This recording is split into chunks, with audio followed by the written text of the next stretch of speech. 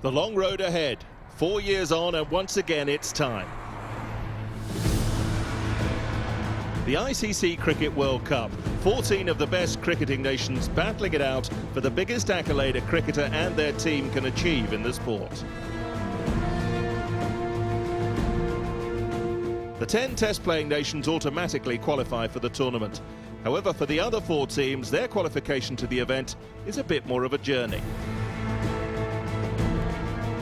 Going back to 2008, the Pepsi ICC World Cricket League has given associate and affiliate members a chance to qualify for the 4th largest and most viewed sporting event in the world.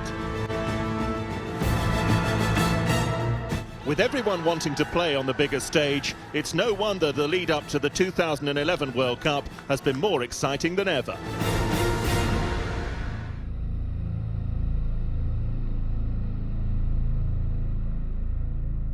It's an iconic event, isn't it? And you know, as a player and certainly as a coach, everyone aspires to lifting the trophy. I think we'll always be remembered as players and as coaches that you were able to do something as special as win a ICC event of that nature. A tournament that started back in 1975 and has always lived up to expectations. England were host to the first ever Cricket World Cup. At the time, West Indies were dominating the cricket world. Led from the front, captain Clive Lloyd helped his team lift the trophy.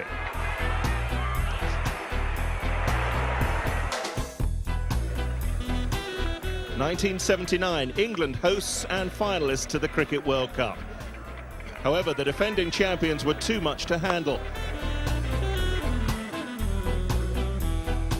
A crushing end to England's innings meant the trophy was sent back to the West Indies.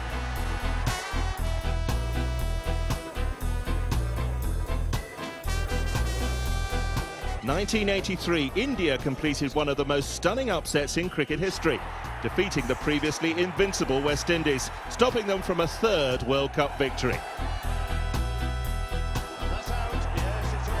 They bowled out the best batting lineup of the era for just 140.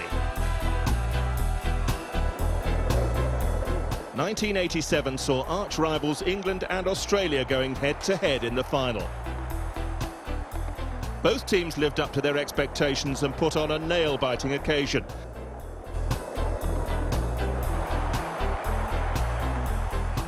Australia eventually winning their first World Cup title.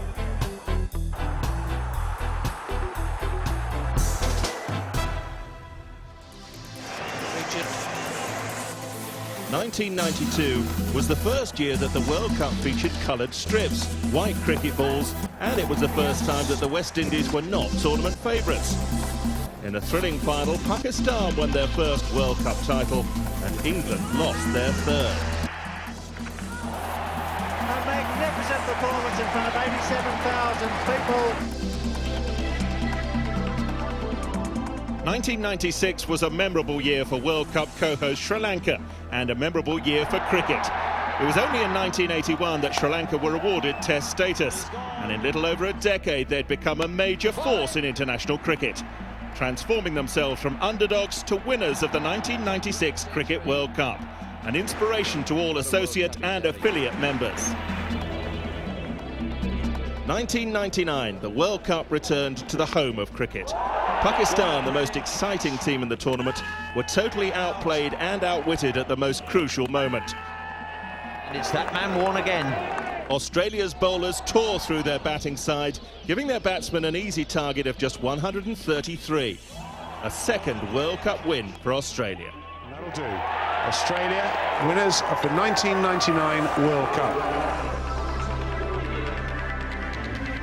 2003, South Africa host to the 8th World Cup. Australia were back to defend their title. Ricky Ponting played a captain's innings with an unbeaten 140 against India in the final, delivering his team their 3rd World Cup win. There it is, there's the 100 for Ricky Ponting.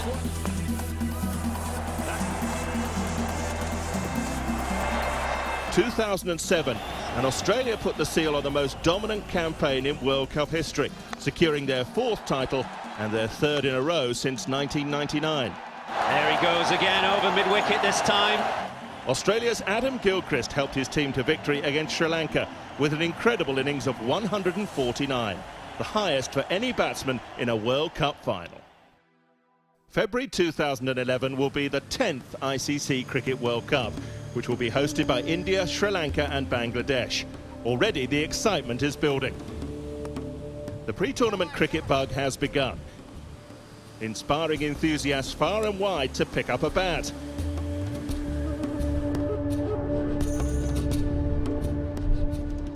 In the past, for many nations, cricket has been in the shadow of other sports. However, this is now changing.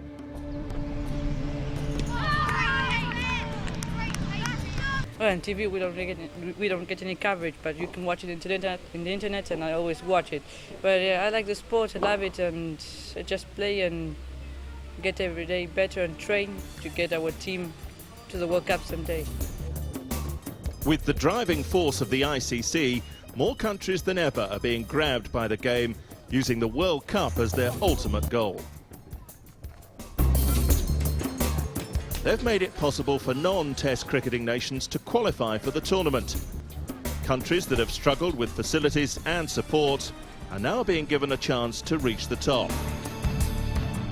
During 2008 and 2009, this proved to be a success. There have been some inspiring stories, upsets and memorable moments that have all happened in the journey to the 2011 ICC Cricket World Cup. A journey that has included teams of varying standards from all around the world. The Pepsi ICC World Cricket League, a tournament that has not only created one-day opportunities for those ICC members outside the top tier, but it's also the main pathway to the World Cup. The tournament is part of the ICC's development programme. They now have over 100 member countries, a figure that has doubled in little over 10 years and continues to grow. Their programmes target men and women, boys and girls.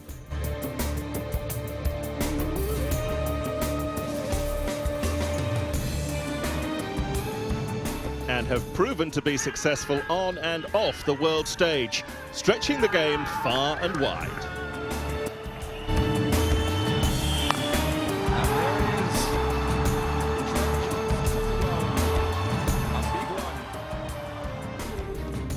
It's important that we spread the game across all corners of the world. It's amazing how much interest there is in the game, so I think there's an obligation in some sense that we need to provide people with opportunity to be able to access the game. So from every respect, including a strategic objective of the ICC, the growth of the game is very, very important. So far, the ICC has 10 full members who compete in Test and one-day internationals.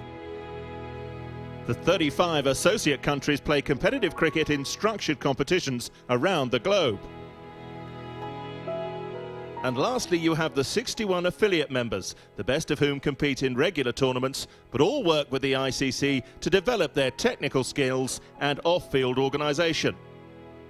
I do see it growing in popularity. There are, I think the most important way it's growing is because there are a lot of youth programs coming up in different cities, and I know there are a lot of initiatives happening right now to coach under 19 kids, under 15 kids. We have a setup where we have 5 regions across the world. We have Asia, we have Africa, Europe, the Americas and East Asia Pacific, and all of those regional officers work together with the members of their region to develop education programs, facilities programs, junior development and senior development programs, as well as to facilitate lots of events and activities. So, with the new generation and the Pepsi ICC World Cricket League, the march for a position at the ICC Cricket World Cup has never been stronger between the associate and affiliate members.